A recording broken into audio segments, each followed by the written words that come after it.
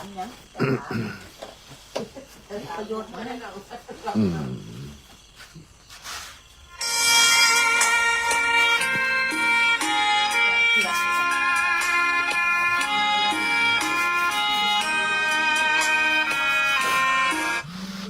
โอ้โทรมาอีกแล้ว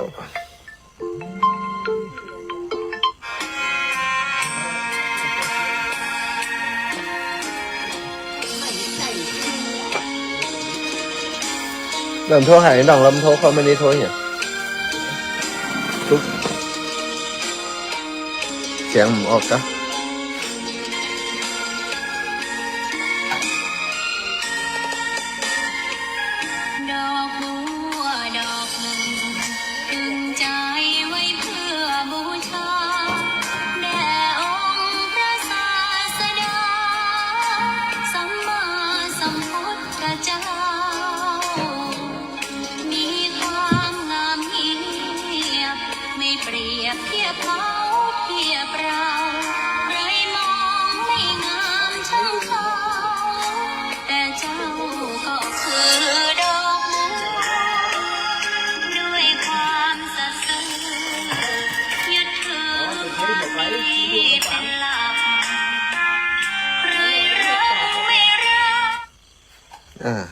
บอกให้นัดแล้วรวยอย่างเดิม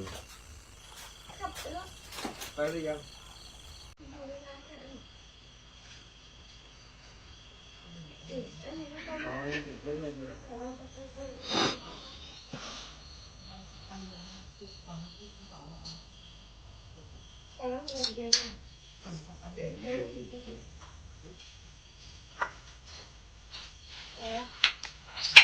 รอแป๊บหนึ่งรอแป๊บหนึ่ง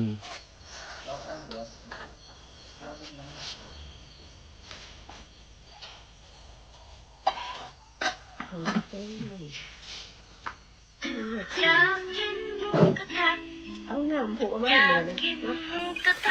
ยน้ำดื่มไม่มีลูกสัญญาณยังออกเป็นเพลงทั่วไปอยู่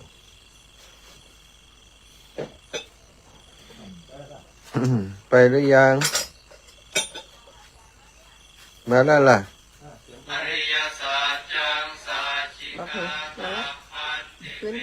เติมเริ่มกดติดถูกออกครับโอเคใช่น้องใช่น้องเข้าไปแล้วจ้ะจ้ะเขาจะกินอ๋อ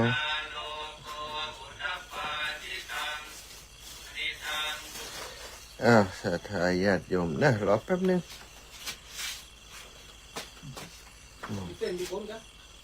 นี่ครับ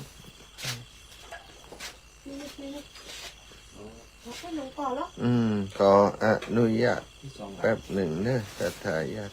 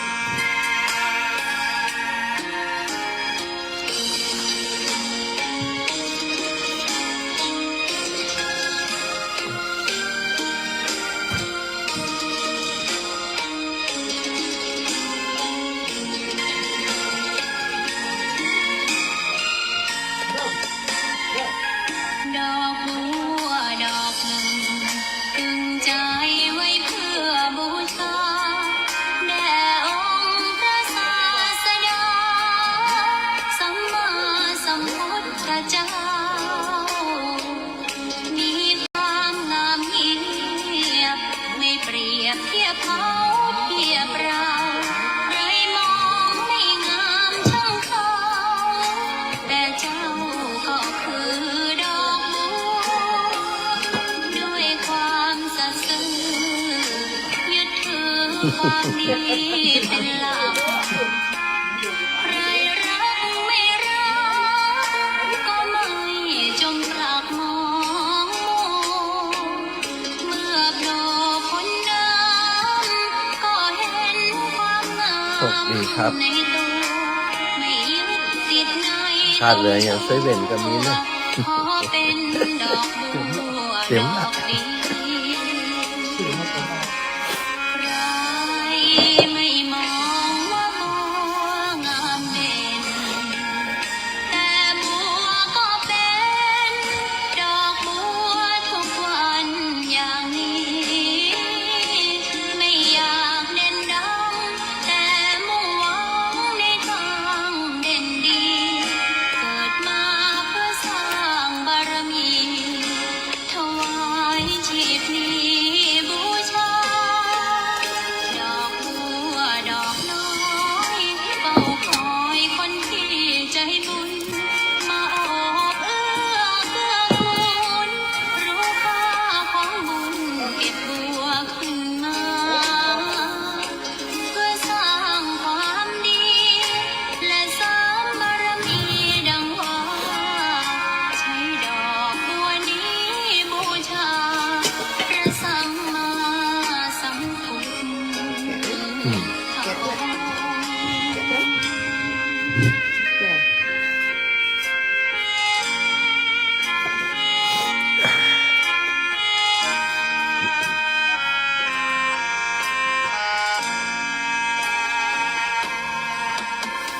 ใครไม่มองว่าบัวงามเด่นแต่บัวก็เป็นดอกบัวทุกวันอย่างนี้ไม่อยากเด่นดังแต่มุ่งหวังในทางเด่นดีเกิดมาเพื่อสร้างบารมีถวายชีพนี้บูชาดอกบัวดอกน้อยเฝ้าคอยคนที่ใจบุญมาโอบเอื้อเกื้อกูลรู้ค่าของบุญเก็บบัวขึ้นมาเพื่อสร้างความดีและสร้างบารมีดังว่าใช้ดอกบัวนี้บูชาพระสัมมาสัมพุทธองค์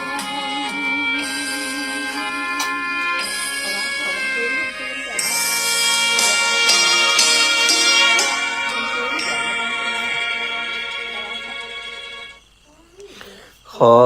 นอบน้อมต่อพระรัตนตรัยแก้วเจ้าสามประการ น้อมเอาคุณพระพุทธเจ้า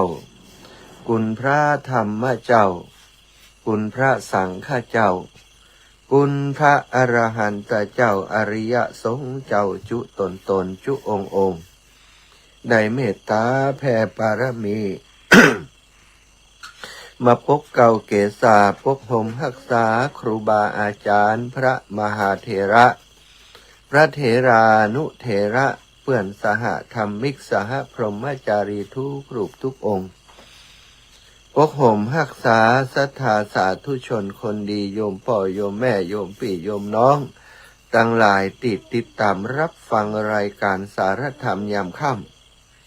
ตั้งสถานีวิทยุเพื่อการศึกษาวิทยาลัยสงฆ์นครลำปางซึ่งออกอากาศจากวัดบุญญาวาสวิหารพระอารามหลวงโดยทีมงานสถานีวิทยุซึ่งประกอบไปโดยท่านดร.จิรศักดิ์ปันลำผู้อำนวยการสถานีดร.แอมพัชริยาฟองจันตาเจ้าหน้าที่สถานีน้องนัทสถาพรสุธาคำช่างเทคนิคจิตอาสาของสถานีพร้อมกับน้องดิวอนุพงศ์ตาจินะก็ได้ร่วมด้วยช่วยกันดูแลสถานีของเฮาทุกวันสถานีคือเป็นสถานีธรรมะคือเป็นสถานีที่ทำหน้าที่ในการเผยแพร่พระพุทธศาสนาวิทยาลัยสงฆ์เป็นมหาวิทยาลัยของพระสงฆ์องค์สังฆเจ้ามีสถานีวิทยุก็เป็นเครื่องมือในการทำหน้าที่เผยแพร่เพราะวิทยาลัยสงฆ์ถือว่าเป็นแหล่งตีใจประสิทธิ์ประสาทวิชาการความรู้ต่างพระพุทธศาสนาต่างๆแก่พระสงฆ์องค์สังฆเจ้าและคฤหัสถ์ญาติโยมทั้งหลายที่มาห่ำมาเฮียน ที่วิทยาลัยสงฆ์นครลำปางศรัทธาอีป่ออีแม่ตั้งหลายพบปะกันวันนี้อาตมาภาพพระมหาสมชาติชาตปัญโยวัดบรรพตสถิตรับผิดชอบดำเนินรายการตั้งแต่19ถึง20 นาฬิกาวันนี้เข้ารายการมามีคนแจ้งมาว่าสถานีเป็นเพลงอยู่นาอาจารย์นะก็เช็คไปก็เป็นเพลงแต่ดาพอดีช่างเทคนิคเปิ่นลืมกดออกนะลืมกดติดตั้งมอนิเตอร์เนาะปกติแล้วถ้าจะมาออกรายการที่วัดบรรพตสถิตนะที่ห้องทำงานก็จะเกาะลิงก์สัญญาณแปะลิงก์ไว้เวลานี้มันก็เด้งขึ้นมาแต่พอดีว่าวันนี้ก็ยังอยู่นอกสถานที่อยู่เนาะสถานมาทำหน้าที่มีหน้าที่อยู่หลายอย่างหน้าที่ของพระสงฆ์องค์สังฆเจ้าหน้าที่ของสมาชิกในครอบครัวมีพี่มีน้องมีพ่อมีแม่บางครั้งก็ต้องอนุเคราะห์สงเคราะห์ผู้ที่เป็นญาติพี่น้องตามแต่โอกาสที่จะพึงมีเนาะศรัทธาพบปะกันก็จะปาศรัทธาไหว้พระสวดมนต์ทำวัดเย็นเสียก่อนที่จะนำสารธรรมเรื่องราวดีๆมาสนทนาอุจากันต่อไปกราบพระพร้อมกันเนอกราบ1พุทโธเมนาโถ กราบ2ธัมโมเมนาโถกราบ3สังโฆเมนาโถอิมินาสากาเรนะพุทธังอภิปูชยามิอิมินาสากาเรนะธัมมังอภิปูชยามิอิมินาสากาเรนะสังฆังอภิปูชยามิอะระหังสัมมาสัมพุทโธภะคะวาพุทธังภะคะวันตังอภิวาเทมิกราบสวากขาโตภะคะวะตาธัมโมธัมมังนะมัสสามิกราบสุปฏิปันโนภะคะวะโตสาวกสังโฆสังฆังนะมามิกราบนะโมตัสสะภะคะวะโตอะระหะโตสัมมาสัมพุทธัสสะนะโมตัสสะภะคะวะโตอะระหะโตสัมมาสัมพุทธัสสะนะโมตัสสะภะคะวะโตอะระหะโตสัมมาสัมพุทธัสสะพุทธังสารนังกัจฉามิธัมมังสารนังกัจฉามิสังฆังสารนังกัจฉามิตุติยัมปิพุทธังสารนังกัจฉามิตุติยัมปิธัมมังสารนังกัจฉามิตุติยัมปิสังฆังสารนังกัจฉามิตาติยัมปิพุทธังสารนังกัจฉามิตาติยัมปิธัมมังสารนังกัจฉามิตาติยัมปิสังฆังสารนังกัจฉามิอิติปิโสภะคะวะอะระหังสัมมาสัมพุทโธวิชชาจารณะสัมปันโนสุขโตโลกาวิถูอนุตตโรปุริสธรรมะสารทิสัทธาเทวมนุษสานังพุทโธภควาติสาวาคาโตภควตาธัมโมสันทิฏฐิโกอากาลิโกเอหิปัสสิโกโอปะนายิโกปัจจตังเวทิตัพโพวินโยหิติสุปฏิปันโนภะคะวะโตสาวกสังโฆ อุชุปาติปันโนภะคะวะโตสาวกสังโฆยายาปฏิปันโนภะคะวะโตสาวกสังโฆสามีจิปฏิปันโนภะคะวะโตสาวกสังโฆยาทิทังจัตตาริปุริสายุคานิอัฏฐปุริสาปุคลาเอสาภะคะวะโตสาวกสังโฆอาหุนายโยปาหุนายโยทักขินายโยอัญชลีการะนิโยอนุตตรังปุญญาเขตังโลกัสสติ กราบพระพร้อมกันเนอะสัทธาญาติโยมกราบหนึ่งพุทธังวรันตังศิรสานามามิกราบสองธรรมังวรันตังศิรสานามามิกราบสามสังฆังวรันตังศิรสานามามิศรัทธาญาติโยมไหว้พระสวดมนต์ทำวัดเย็นเรียบร้อยแล้วเนาะลำดับต่อไปก็จักได้สนทนาสารธรรมนะที่เกี่ยวกับเรื่องราวดีๆต่างๆเป็นเรื่องของทานก็ดีศีลก็ดีเรื่องของการสมถกรรมฐานวิปัสสนากรรมฐานต่างๆถือว่าสิ่งเหล่านี้เป็นสาระเป็นสิ่งสำคัญเป็นแก่นสารทางพระพุทธศาสนาศรัทธาในพระพุทธศาสนา ก็มีหลายระดับเนาะความรู้ต่างๆในการปฏิบัติตั้งโลกความรู้ติใจสำหรับคนที่ครองเรือนอยู่เรียกว่าขีหิปฏิบัติก็มีธรรมะสำหรับคนที่ครองเรือนคนที่มีครอบครัวคนที่มีลูกมีเต้า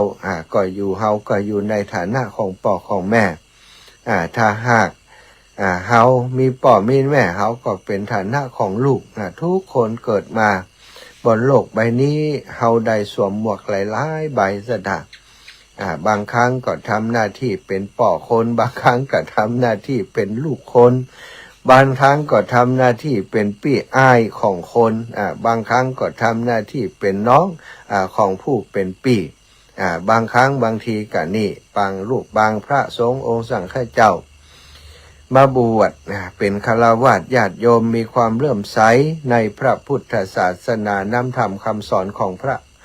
องค์ชินวรสัมมาสัมพุทธเจ้าอยากจะศึกษาห้ามเฮียนอยากจะเฮียนรู้เพื่อลึกซึ้งก็มาห้ามมาบวชมาห้ามมาเฮียน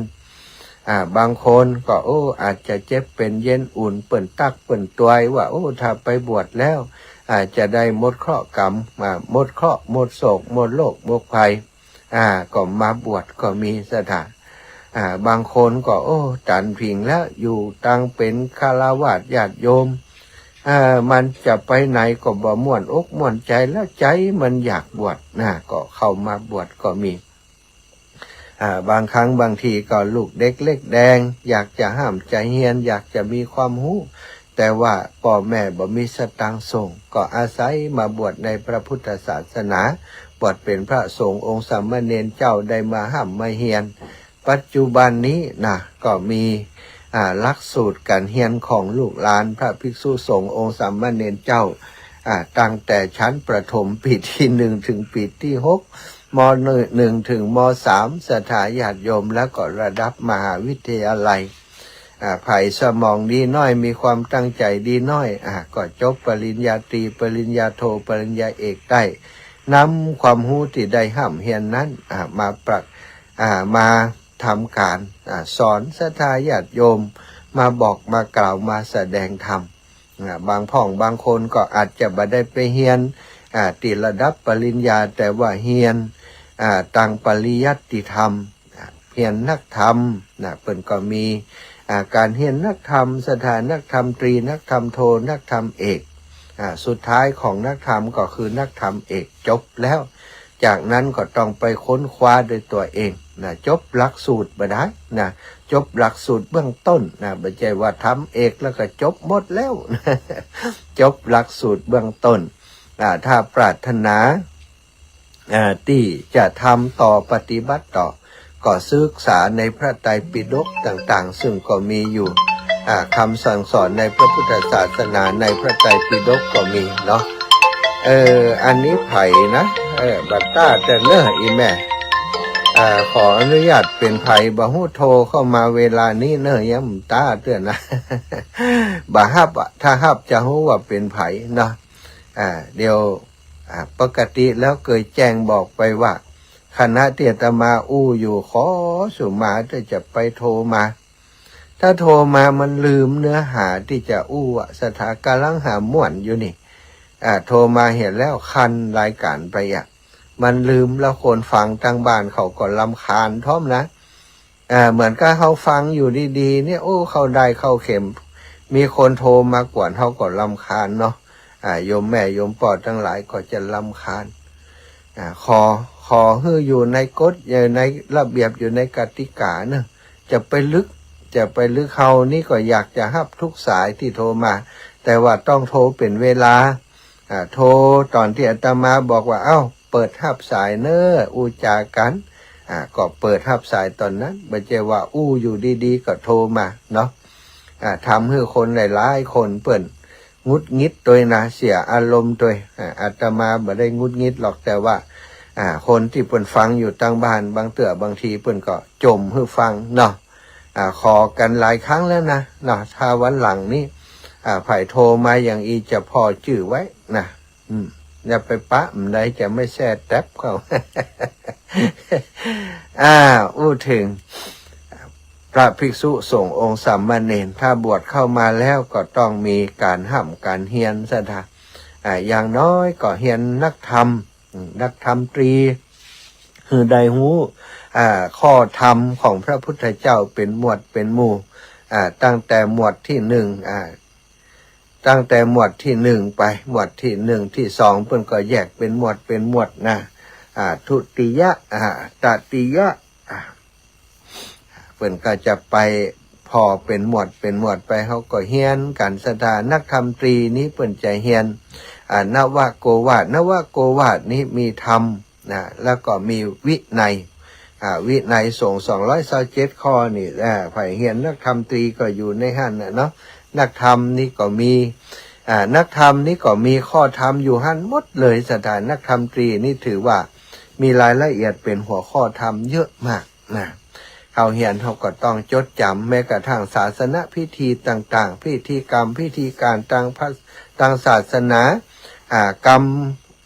รมถวายนะกรรมถวายภัตตาหารถวายผ้าป่านี่มีอยู่ในนักธรรมตรีในศาสนพิธีพุทธประวัติของพระสัมมาสัมพุทธเจ้านี่เขาก็ได้เฮียนตอนที่อยู่นักธรรมตรีนักธรรมโทก็ได้เฮียนเพิ่มเติมเนาะเพิ่มเติมเป็นเรียกว่าเฮียนสาวกของพระพุทธเจ้าได้เฮียนพระมีกี่รูปนะ80 รูปมีไข่พ่องเอตทัคคะกลางด้านใดนี่ก็ได้เฮียนเฮียนนักธรรมตรีนักธรรมโทนักธรรมเอกบางคนที่มีความสนใจอยากจะรู้เรื่องภาษาที่เปิ่นเอามาจดจานเป็นกัมปีตังพระพุทธศาสนาโดยเฉพาะพระไตรปิฎกเปิ่นจารึกจดจานเป็นภาษาบาลีสถาก็ได้อ่านภาษาบาลีอยากจะอ่านภาษาบาลีเป็นอยากจะฟังเข้าใจอยากจะเขียนได้นี่อยากจะแปลได้ก็ไปเรียนบาลีเพิ่มเติมตั้งแต่ไวยากรณ์ประโยค1 2ประโยค3ประโยค4ประโยค5ประโยค6ประโยค7ประโยค8ประโยค9สถาประโยค6นี่ก็เทียบเท่าปริญญาตรีนะสถาประโยค6นี่มัธยม6นะแล้วก็ประโยค9นี้ปริญญาตรีเนี่ยเพิ่นเทียบนะแต่ว่าสามารถไปเรียนเพิ่มเติมได้จบประโยค6นี่ก็สามารถเข้าระดับมหาวิทยาลัยได้เอาไปเทียบโอนได้นะถ้าเรียนบาลีหลายๆคนที่เปิดเรียนบาลีบางคนก็ได้ไปเป็น อนุศาสนาจารย์จบปรริญญาธรรม9ประโยคไปเป็นอนุศาสนาจารย์ตีหลายๆตีหลายๆแห่งไปเหมือนกับว่าไปเป็นผู้เจ้าของทหารของตำรวจของกรมกองต่างๆเป็นครูบาอาจารย์สอนบาลีในมหาวิทยาลัยดังๆต่างๆเนาะอยากแปลได้ก็ไปเรียนบาลีเพิ่มเติม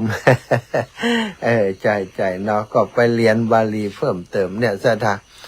อาตมาภาพเองก็มีโอกาสได้ไปเรียนบาลีโดยเปิ่นสมัยเมื่อเป็นสามเณรอายุ19 20อายุ19นี่กะตอนนั้นบวชอายุ18 19เนี่ยสถาบวชแล้วได้ไปเรียนนักธรรมได้ไปเรียนบาลีปีแรกก็ได้นักธรรมตรีกับบาลีไวยากรณ์ปีที่2ก็สอบประโยค1-2ก็สอบติดโดยเปิ่นดีใจอยากจะเป็นมหาความจริงอายุครบบวชแล้วบวชอุปสมบทอยากจะได้เป็นมหาก่อนค่อยอุปสมบทก็ไปเรียนปรริญญาธรรม3ประโยคปูนที่ชุมพรบุญวัดขันเงินสอบปรริญญาธรรม3ประโยคได้ที่ชุมพรต่อมาปิกมาอยู่ลำปางก็มาสอบปรริญญาธรรม4ประโยคได้ที่ลำปางพอแห่มปีก็สอบปรริญญาธรรม5ประโยคตก ตก2เตื้อเลยยั่งเลยสถาก็บุญเฮามาถึงแค่ปรริญญาธรรม4ประโยคเนาะอันนั้นได้เฮียนเมื่อการบวชครั้งก่อนเนาะมหาปรริญญานี้ได้เมื่อการบวชครั้งก่อนแต่บวชครั้งนี้บัดได้เฮียนเพิ่มเติมบัดได้ไปเฮียนใหม่เพื่อจะเอาวุฒิมานำหน้านามความจริงนี้ที่ว่ามหาสมชาตินี้มหาเก่านะใหม่นี้ถือว่าเป็นพระภิกษุมันได้เป็นมหากระเปิ้นเพราะว่าโดย โดยธรรมเนียมปฏิบัติถ้าบวชเข้ามาแห่มใหม่ก็ต้องไปเฮียนแห่มใหม่เข้าไปเฮียนแบบเดียวนี้บ่ไหวแล้วกะเนาะ สมองมันบอกไปแล้วนะ นี่ก็เป็นเรื่องของการเฮียนของพระสงฆ์องค์สังฆเจ้าสถาแล้วก็ศรัทธาญาติโยมในฐานะที่เป็นพุทธศาสนิกชนก็ไม่หน้าที่จะต้องห้ามต้องเฮียนเหมือนกันหลายๆคนไปเฮียนธรรมศึกษาไปเฮียนธรรมศึกษาตรีและธรรมศึกษาโทธรรมศึกษาเอกก็หลักสูตรเดียวกันนั่นแหละแต่ว่าใจคำว่าธรรมศึกษาญาติโยมบางคนก็ได้นักธรรมเอกตรีโทเอกนี่หลายๆคนไปสอบไปเฮียนก็ได้นักธรรมตรีนักธรรมโทนักธรรมเอกบางคนนี่สมองดีมีความใส่ใจมีความสนใจไปเฮียนบาลีสมัยนี้นี่หันคนที่ไปเฮียนบาลีก็ดีไปเฮียนภาษาล้านนาก็ดีนี่มีเยอะเลยสถาอย่างวิทยาลัยสงฆ์นครลำปางเพื่อนก็เปิดสอนภาษาบาลีภาคประชาชนด้วยใครสนใจก็เข้าไปเฮียนได้เดี๋ยวนี้มันมีเฮียนออนไลน์เฮาอาจประจำเป็นไปนั่งในห้องกับครูบาอาจารย์แต่ว่ามีโทรศัพท์มีโน้ตบุ๊กมีคอมพิวเตอร์เปิดเข้าโปรแกรมไปโปรแกรมที่เปิดใจในการสอนก็เหมือนกับไปนั่งเฮียนในห้องเรียนมีอย่างก็สอบถามครูบาอาจารย์ได้เนี่ยศรัทธาก็มีความรู้นะท่านอาจารย์พระครูสิริธรรมบัณฑิตตอนนี้ก็หันว่าท่านอาจารย์ก็สอนบาลีออนไลน์นี่น่าสนใจเนอะศรัทธาใครสนใจก็ไปห้ามไปเฮียนเป็นประโยชน์ได้แปลได้พุทโธแปลว่าไอ้ยังมันมาจากไอ้ยังนี่เขาก็จะได้เฮียนได้อันนี้คือสิ่งที่มี ถามว่ามีความจำเป็นก็มันก็มีความจำเป็นถ้าเราต้องการจะศึกษาให้ลึกซึ้งไป แต่บางคนก็บอกว่าบัดเดี๋ยวนี้เปิ้นแปลให้เฮาแล้วหมดอาจารย์เฮาจะไปเฮียนเนี่ยอย่างแหมก็แล้วแต่เฮาเนาะจริงๆแล้วก็อย่างที่โยมบางคนที่ว่ามาเปิ้นแปลให้หมดบัดเดี๋ยวนี้อยากจะรู้เรื่องหยังเนี่ยถาม Google ถามAI ได้หมดนิพพานคือไอ้อย่างมันก็บอกหมดอริยสัจสี่มีอย่างพ่องนี่ AI ตอบได้หมดการปฏิบัติทำสมถกรรมฐานวิปัสสนากรรมฐานปฏิบัติอย่างใดกดไปถาม AI มันประมวลผลบอกได้หมดสถา AI บัดเดี๋ยวนี้ฉลาด เก่งกว่าคนความจำมันดีมันเป็นคอมพิวเตอร์เนาะ มันสามารถประมวลผลได้นี่แล้วก็คนเฮาบางครั้งบางทีก็อาจจะบ่จำเป็นถึงขนาดที่จะต้องไปเรียนด้วยตัวเองแต่เฮาจะเอาความรู้นั้นมาจากที่ไหนก็โดยวิธีการ เอาที่เปิ้นแปลแล้ว เอาที่เปิ้นแปลแล้วถ้าใครสนใจอยากจะอ่านพระไตรปิฎกเปิ้นก็มีพระไตรปิฎกตามวัดวาอารามต่างๆไปนั่งอ่านได้หรือว่ายืมไปอ่านที่บ้านได้แต่ว่าจะไปลืมเอามาส่งนะ พระไตรปิฎกแต่ละชุดมันหายเล่มหนึ่งมันเดือดร้อนนะสดาเพราะว่ามันบอกครบเพราะมันบอกครบมันบอกม่วนแล้วนะก็มีติวัดก็มีหลายชุดเหมือนกันแล้วก็หายนะชุดใหม่ได้มาก็ปรากฏว่ามันหายไปเล่มหนึ่งนี่อันเนี้ยศรัทธาญาติโยมเนาะก็อ่านได้เนอะไปอ่านไปศึกษาที่เป็นแปลได้ถ้าแบบมีเวลาถึงขนาดนั้นเขาก็มาดูเอาจากข้อมูลองค์ความรู้ต่างๆที่เปิ่นเอามาบันทึกไว้ในโทรศัพท์ของเขานี่แหละเนาะเปิดใน Google เข้าไปกดเปิดในโทรศัพท์ของเขาเนี่ยถาม AI มันตอบได้หมดเขาก็จะได้หู้แล้วก็เอามาปฏิบัติสามารถเอามาปฏิบัติได้คำสอนของพระพุทธเจ้านั้นมีหลายระดับคฤหัสถ์ญาติโยมเรียกว่าระดับโลกิยธรรมก็มีโลกิยะก็คือคนที่ ยังอยู่ในโลกีวิสัยยังมีลูกมีเมียยังอยู่ในครอบครัวยังเป็นคฤหัสถ์ญาติโยมอยู่อย่างนี้ก็เรียกว่า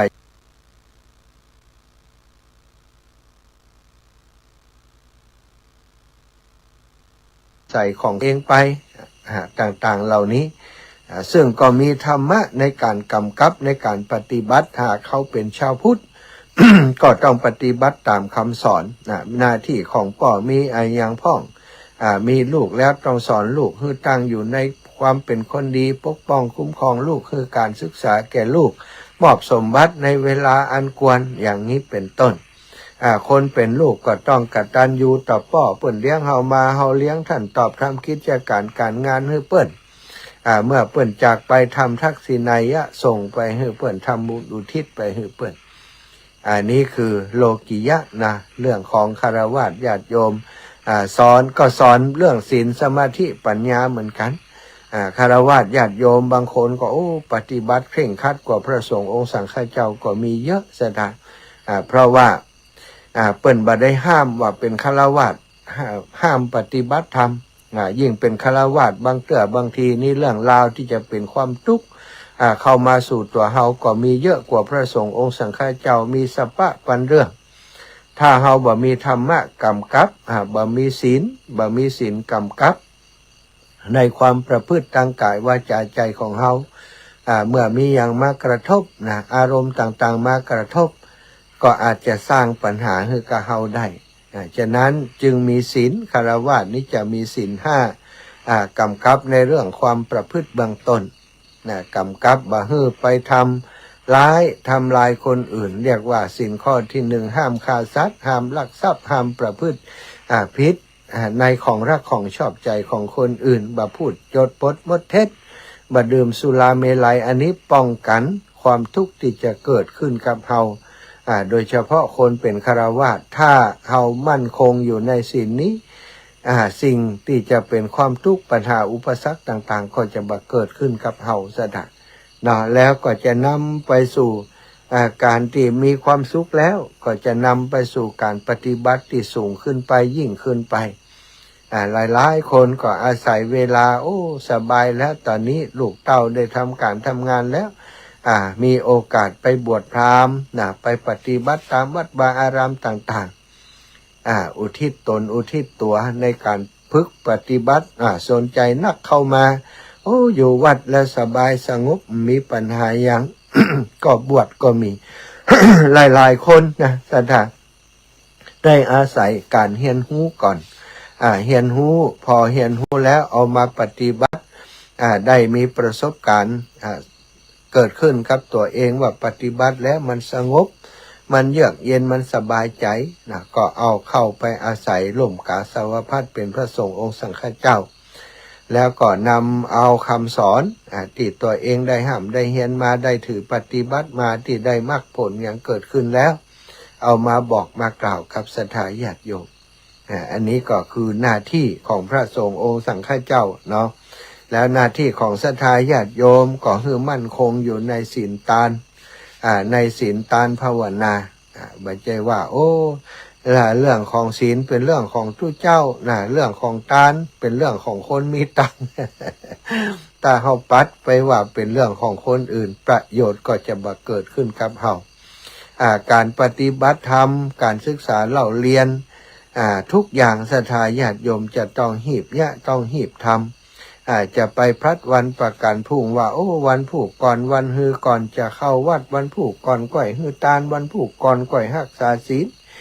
จริงๆแล้ววันผูกนี้มันบัดถึงสักเตื้อศรัทธาถ้าเขาว่าวันผูกพอไปถึงวันผูกก็พัดไปแหมวันก็วันแหมผูกหนึ่ง อย่างนี้เป็นต้นอีป่ออีแม่เปิ่นถึงบอกว่าอย่าเป็นคนพัดวันประกันพรุ่งเนี่ยแล้วสุดท้ายเราจะบ่ได้ประโยชน์อย่างจากการเกิดมาเป็นมนุษย์โอกาสต่างๆอาจจะบ่มีกับเฮากับคนที่พัดวันประกันพรุ่งแต่คนที่เข้าใจว่าโอ้ชีวิตเป็นของน้อยบุญกุศลเป็นสิ่งที่ต้องหีบกระทำในวันนี้เวลานี้วันอื่นเวลาอื่นบอกว่ามันจะมีกับเฮาก็อย่างที่เปิ่นว่าวันพรุ่งนี้กับจัดนาอันใดจะมาถึงบอกศรัทธาถ้าเฮารับไปแล้วก็ลวดรับไปเลยตายไปเลยเนี่ยวันผูกก็มีสำหรับเฮาแล้ววันนี้เพราะฉะนั้นคิดอย่างไว้ก็ต้องทำให้มันเสร็จให้มันแล้วในความคิดความดำริของเฮาที่คิดไว้ที่ตั้งใจไว้อยากจะเป็นคนดีก็เริ่มต้นจากการสมาทานศีลรักษาศีลอยากจะเป็นคนดีอยากจะให้คนอื่นได้ฮักก็ต้องเป็นคนที่มีเมตตามีความกรุณาสร้างให้มันเกิดขึ้นในตัวเฮาก็สร้างโดยวิธีการว่าเฮาบ่ฆ่าสัตว์เฮาบ่ผิดศีลผิดข้อบังคับต่างๆทางศาสนาอันนั้นก็คือลักษณะของเมตตาธรรมที่เกิดขึ้นสดาเมื่อเมตตามันเกิดขึ้นจิตใจของเฮามันก็มีความสุขแล้วคนที่มาเกี่ยวข้องกับเฮา ก็จะมีความสุขเช่นเดียวกันนี่คือการปฏิบัติอย่างใดก็จะได้อย่างนั้นรีบต้องต้องทำพรุ่งนี้เป็นสิ่งที่บัดแน่นอนสิ่งที่แน่นอนที่สุดนอนมาแน่นั่นก็คือความตายความตายจะมาถึงเฮาวันใดเวลาใดบ่มีไผฮู้สถานที่ไหนตายเขาจะตายที่ไหนจะตายอายุเท่าใดตายเพราะโรคภัยไข้เจ็บอย่างหรือว่าตายเพราะสาเหตุอย่างบ่มีไผที่จะฮู้ล่วงหน้าเนาะถ้าฮู้ล่วงหน้าก็จะกลัวให้มันเนาะ เพิ่นเลยมันต้องฮู้ล่วงหน้าแต่ว่ามาถึงเฮาแน่ถ้าเฮาประมาทอยู่ถ้าเฮาคิดว่าโอ้วันผูกกว่าเนี่ยวันผูกกว่าทำมันบัดถึงวันผูกคือเฮาสักกรรมเนาะหลายๆคนแสดงหันอยู่กันลัดตอนเจ้าสนทนาอุจากินข้าวกินปลาด้วยกันเมื่อค่ำยามแรงมาจากกันไปเห็นแล้วหลายๆคนบอกว่าบัดแรงนี้จะกินยางแม่มันออกจากบ้านไปซื้อข้าวซื้อของในการปิกมาบัดถึงบ้านสักกับเสาไฟฟ้ามันขวางทางรถ ก็บัดถึงบ้านสักกรรมก็มีหลายคนนี่สถามันเป็นสิ่งที่บัดแน่นอนถ้าเฮามัวพัดวันประกันพรุ่งบัดทำสักเตื้ออยากจะศึกษาเฮียนฮู้เรื่องราวในพระพุทธศาสนาบ่ศึกษาบ่สนใจบ่ถามไทยไผบ่ชมบ่ชอบฟังธรรมบ่หุ่มฟังธรรมเปิดธรรมะปุ๊บกับปิดเลยฟังเพลงดีกว่าฟังข่าวดีกว่าอย่างอีมันก็บ่เกิดประโยชน์กับเฮาเนาะต้องหมั่นศึกษาศีลสมาธิปัญญาเรียกว่าไตรสิกขาเป็นหน้าที่ของชาวพุทธทุกคนที่จะต้องศึกษาบัจจัยเฉพาะพระสงฆ์องค์สังฆเจ้าคำว่าพุทธบริษัทมันรวมหมดพระภิกษุภิกษุณีอุบาสกอุบาสิกาถ้า ซึ่งตึงสี่ ถึงกลุ่ม4กลุ่มเนี้ยศรัทธามีหน้าที่ในการศึกษาพระพุทธศาสนาแล้วก็ปฏิบัติตามคำสอนของพระพุทธศาสนาหรือว่าของพระพุทธเจ้าแล้วก็เอาคำสอนนั้นที่ศึกษามาที่ปฏิบัติมาแบ่งปันบอกคนอื่นเป็นการเผยแผ่ขยายวงออกไปให้คนมีความศรัทธาเลื่อมใสในพระพุทธศาสนามากขึ้นแล้วก็จะเกิดสันติภาพความสงบสุขให้กับคนทั้งหลายศรัทธาพอเวลาแล้วก็คงจะได้เวลาแล้ว19:46แล้วเนาะวันนี้เสียงแหบเสียงแห้งเนื่องจากว่ามันเข้าสู่หน้าหนาวเนาะศรัทธาแล้วก็ตากฝนทำฝนมาหลายวัน อยากการฝนตกไปแบบเนี้ยมันก็จำเป็นนะเนาะตกก็ตกไปเปียกก็เปียกก็อาบน้ำก็หายละอีกเนาะเปียกฝน2 วันวัดถามหาแต่ว่าคงจะบ่เป็นอย่างนักเนาะกินยาฟาดทลายโจรไปอย่างไปก็คอก็เป็นอย่างแต่ว่าเสียงมันแหบมันแห้งสักหน่อยก็ไปอย่างพอศรัทธาฟังใดก็พอเนาะวันใดที่ปากมาออกแล้วก็คงต้องงดจัดรายการนะเนาะเอาศรัทธาใครจะอยู่ที่ไหนตั้งใดจะโทรมาก็เจริญปอนโทรมามาจากกันได้ 0808844173 เนอะขอบคุณศรัทธาญาติโยมติดตามทาง Facebook ไลฟ์แม่จิรพันธ์โมป้อโยมแม่เรนูชัยวงศ์เนาะได้ติดตามรับฟังอยู่แม่น้อยอินยาศรีก็ติดตามอยู่แม่สมศรีใจบุญคุณโยมอัมพรที่อินแม่อามนวันเล่ากุลแม่หายแล้วยังกลับบ้านแล้วยังนี่แม่อามนวันนี่แม่สีทรเปรมจิตแล้วก็แม่บัวคลี่ทะโปเนาะติดตามอยู่ตอนนี้ขอบคุณทุกคนน้องโยมน้องสุขโยธินคุณโยมกนกพิชัยนาพี่น้องเมืองฝางบ้านห้วยงูในเนอะสาธุอนุโมทนาบุญพ่อกำนันธัญพัฒน์ปาเขื่อนตะโยมพ่อจากเวียงป่าเป้าก็ติดตามรับชมรับฟังอยู่ต่างFacebook ไลฟ์นะแต่กี้ลืมเปิดสถาบอกให้เปิ่นโทรมาแล้วตัวเองปิดโทรศัพท์ ถ้าปิดอยู่คนโทรมาอย่างตะกี้เนี่ยเนาะก็เลยปิดไว้ตอนนี้เปิดแล้วนะสถาเปิดแล้วโทรมาได้ละเนาะ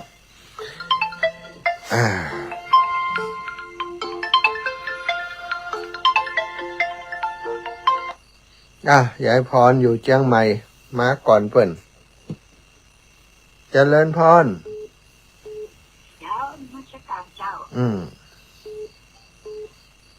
现在站这都是早的，年都跟看我人了。就按就弄那个，他别跑，快那样，对呀，我把我紧张去上班呀，刚进那个本科呀，เจ้ามาออกไปยังสีขายเนี่ยดีกันเนาะเจ้าชิดสองแกนเนี่ยแค่เดี๋ยวไปสอบกันเนอะเรามันไปเยอะอย่างจ่าตู้เจริญปอนโยมแม่สุขคำป่าแล้วไปตั้งใดมานี่ดับปิ้งเย็นไว้นี่ตะคืนแม่โทรทั้งสองข้างจำบาหัดเราไปดับไปหยาทั้งสองข้างแหละแล้วแม่เลี้ยงเทียมมายังน่ะม้าเจ้ามัดคุณอะไรม้าปีใหม่คุณโอ้ยลูกลูกค้าเนี่ยอย่างหูโทรกับหับนี่ค่ะโทรกับคุณกับโทรแต่ตุ้นนี่แม่น่ะคุณรักษาโยมแม่ศรีนวลบ้านห้องกอกฮับตันเนอะแม่เนอะโยมแม่ศรีนวลบ้านห้องกอกโทรมาแหมใหม่ได้ลงทานวันที่26นะลงทานน้ำอ้อยเนอะ น้ำอ้อยสดตอนนี้มีคนเป็นเจ้าภาพมือแล้วโยมน้องสมควรใจน้อยนะเป็นเจ้าภาพน้ำอ้อยที่จะนำน้ำอ้อยสดที่จะนำไปเป็นโรงทานที่สถาบันธรรมาภิวัตรวันที่26เนอะเจริญพรโยมแม่ศรีนวล แม่อันว่าจะไปนี่ไปได้ไหม ไปไหน ไปวันทุกป่าได้ อ๋อไปกะได้กะเดี๋ยวจะไปฮับก็ได้เดี๋ยวเบิ่มไปฮับเนอะ แม่ไปมีใครแม่จะห่อขนมจ๊อกว่า ได้กะเดี๋ยวจะไปฮับเดี๋ยวจะอู้กับคนแถวนั้นตัวหลายๆคนแม่น้อยแม่เนยเขานะกะ ง่ายไป ฮะไปล่ะ ง่ายยันทีไป อ๋ออีแม่ไปแม่แก้วไปก่อน ใครไปแล้วก็มันมีรถ แม่แก้วทนนาบุตรไปก่อน อันแล้วจานน้ำแล้วก็มามันหมดแล้วก็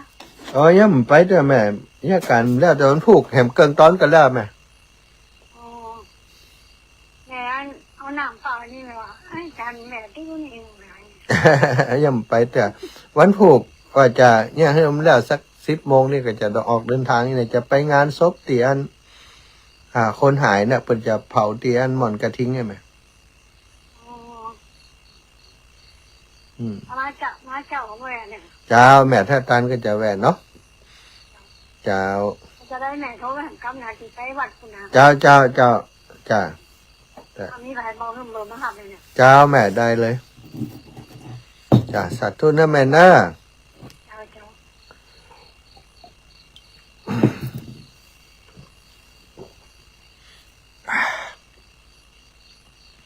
วันที่26เนอะศรัทธาญาติโยมสถาบันธรรมาภิวัตรเนาะ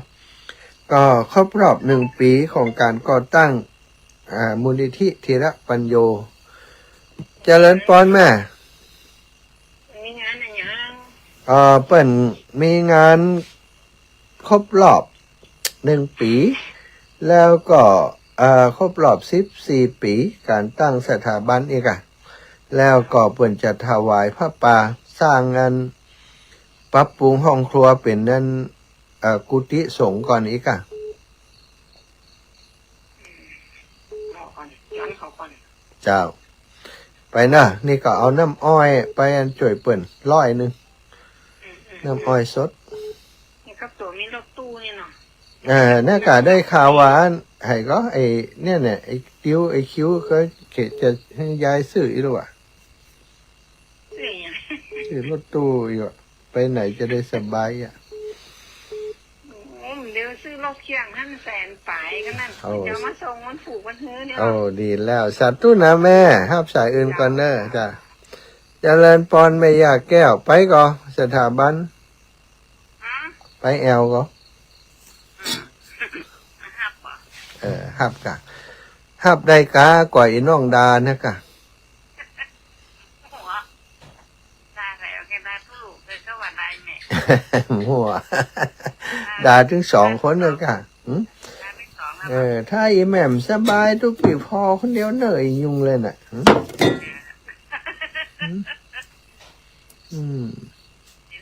เป็นวัดเป็นอย่างกระตึ้มอย่างพักความเดี๋ยวเลยเน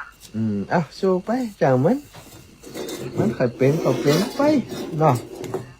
มันอย่างมันได้มันว่าแล้ว โง่เสียงเตี่ยเรื่องมันนี่นะ ต้องไปติดจองเสียงทำเสียงนะจ้ะเจ้าผักเนี่ยยังได้ผักเนี่ยยังได้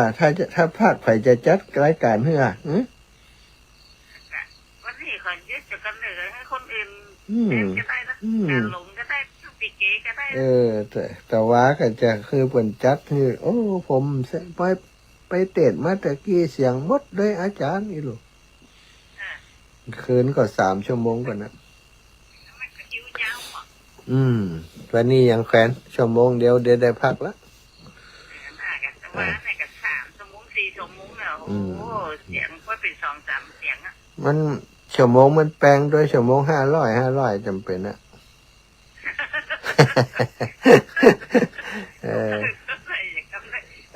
สาธุเนอะขอบคุณอีแม่นะอนุโมทนาบุญเนอะเจ้าสาธุเจ้านั้นสูงมาเริ่มเด้อนะ เอานั่นไปหาหมอจัดการตัวเองเนอะไปให้มันสูงกว่านี้เนาะก็ขอบคุณกับศรัทธาญาติโยมอีแม่อีปอดทั้งหลายแต่มาผมได้ประกาศให้กำเตือที่เปิ่นหอมหอมเสาหอมกระเบื้องหอมปูนนะเอาไว้เดียวรายชื่อมันอยู่ตีวัดนะอาตมาเอาไว้ตีห้องทำงานเดี๋ยวถ้ากลับไปก็จะประกาศให้ทีหลังเนอะเจริญพรแม่สมบูรณ์สาธุลูกมาถึงมาว่าเขาแล้วยังยังอยู่อันเมืองปานอยู่วันผูกแหมเกิงตอนถ้าจะแล้วงั้นไม่แปลงยังเหรอแปลงหลายอย่างแปลงอันสวนแล้วก็อันน้องเบาเปิ่นจะมาอยู่เพ่อีกก็แปลงยังให้เปิ่นเนี่ยช่วยเปิ่นมาช่วยเปิ่นเจ้าอยู่ที่บ้านสวนจ้าสวนบนสวนเป็นสวนนั่นที่พ่อแม่เปิ่นละไว้ให้กะแม่กับกันเหมือนกับอยู่บ้านสวนเดียวเนี่ยแหละนี่เขาไม่อยู่งั้นจ้าจ้าสาธุเนอบุญรักษาเอาไปเชียงใหม่ก่อนไปเชียงใหม่ก่อนแม่นวลยอดคำปานเจ้าไว้สาเจ้าพี่น้องกำแพงหินหนาวก็เจ้าหนาวขนาดเจ้าเป็นนอนห่มผ้าอยู่เนี่ยนอนห่มผ้าละเอียดเนาะเดี๋ยวจะมุดเข้าเต้นแล้ว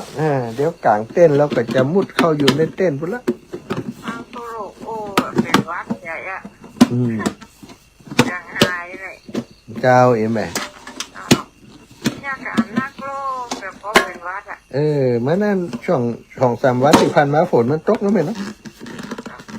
แม่ได้กินยาพาราแม่ดีไปละดีละเรียนนี่นะเจ้าวันนี้ไปเก็บกาแฟเดี๋ยวนักก่อนได้หน่อยเดียวมาเก็บใส่เก็บของตัวเก่าของตัวเก่านั่นเนาะเจ้าแม่เจ้าได้17 กิโลเองนะสาธุเนอะแม่เนอะเจ้าไว้เจ้าสายสุดท้ายแม่จันดีเท่ามานี่ปะสุดท้ายแล้วเด้อเจ้าไว้สาเจ้านักไปติดสำหนัวอาจารย์คืนก็ตีอื่นมันดักลูกดักที่บ้านนี่แม่พวกอะมันติดเก้าหม่วงในหานเก้าหม่วงนั่นออกกันเอาหมดเวลาแล้วบุญรักษาเด้อหมดเวลาหมดนะขอบคุณอนุโมทนาบุญทุกคนทุกท่านติดตามรับฟังรายการขอให้ญาติโยมทั้งหลายอยู่ดีมีสุขอายุมันขวัญยืนเนอะจัตตารโอธรรมาวัฏันติอายุวันโนสุขังภะลา